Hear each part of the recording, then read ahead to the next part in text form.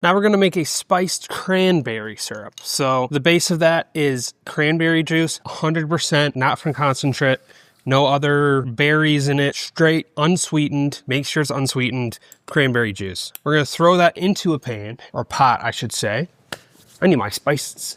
Look at these treasure trove of spices. These are all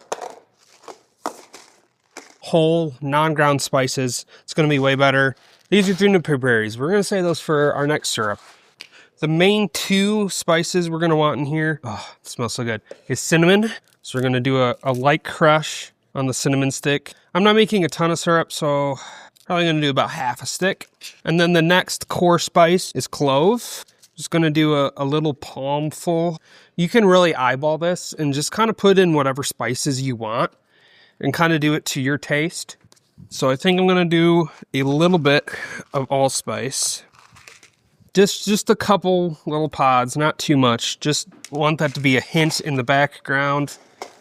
And then nutmeg. I didn't think through how I'm gonna grate this. Gonna try and do this on a pan. Just get a little bit of a shave. That's actually not the worst thing I've ever done. This is my first time using fresh nutmeg and it smells amazing, so it will not be my last. I get why Alton Brown always says to use fresh nutmeg. This smells so good. You know what, that smells really good. I'm just gonna do a little bit more than normal. It's pretty fragrant. Then I think that's all we're gonna do for this, except I almost forgot.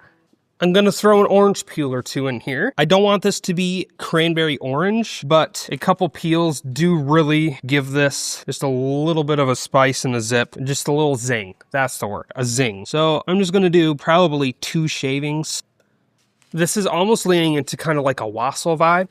You could even add apple cider to this, do half apple cider, half cranberry. That'd probably be really good. But either way, I'm gonna let this simmer for about 10 minutes so everything can infuse and that cranberry juice can reduce down a little bit, and then we'll add our sugar in. The other thing you could add into here is a smidge of vanilla. I wouldn't do too much, but I do think that would be delicious. But I'm not gonna do that here since we've got vanilla in other spots on this winter menu that we're making, which by the way, this is another syrup in our series of winter syrups that we're on the journey on right now. So if you wanna see more of those, like, comment, subscribe. We've got a bunch of winter spice syrups and other winter coffee drinks that you can make at home, and we're gonna show you how to do it. You could also make this with fresh cranberries if you have those too.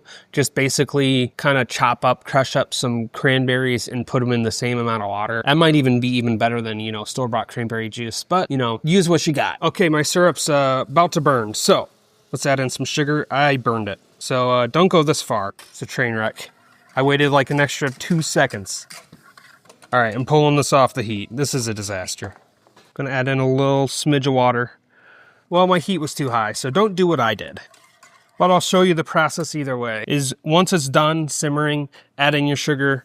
Again, watch your pot. Make sure it doesn't, you know, turn out and burn your cranberries and your spices. But we'll throw in our sugar, whisk it to dissolve, then strain it back into our bottle.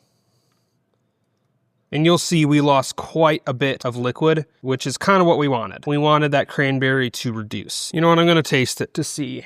Might not be terrible. You know what, it actually doesn't taste burnt, so it's okay. But again, watch it, make sure it doesn't reduce too much. It's got a nice fruitiness. It tastes like winter. It's got the cranberry, the spices. It's warm and spiced, yet sweet and berry from the cranberry. It's delicious. Practical use cases for this, you're not going to want to put this into milk-based coffee drinks. It will curdle. You can go ahead and try it if you want, but I'm just going to tell you right now, it is going to curdle your milk. But what I love to make with this syrup is a Americano spritzer. It's a shot of espresso, an ounce of the syrup, shake that and pour that over sparkling or tonic water. It's delicious, it's bright and refreshing. Great in the winter if you want something different than a warm latte. It's delicious. So definitely give this a try. If you want more recipes like this sent right to your phone every week, join our home coffee handbook. We're making these recipes for you to make coffee at home. So sign up for that and on to the next one.